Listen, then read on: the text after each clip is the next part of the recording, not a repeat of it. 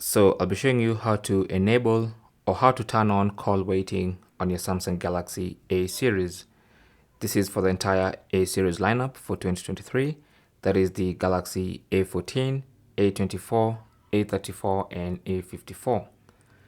So what you need to do is tap on the phone icon, this green icon, and then make sure keypad is selected, and you can actually see the keypad here. And then tap on the three dots in the top right corner and select settings.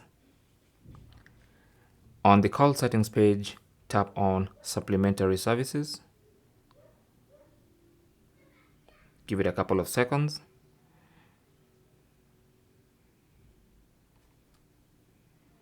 And when it's done, you should see call waiting, and to enable, turn it on like I've done here. Okay, so if it's not enabled, then that's what you're going to see. So basically, to enable call waiting, all you need to do is turn on that toggle button. And that's basically how to enable call waiting on your Samsung Galaxy A series. Thanks for watching.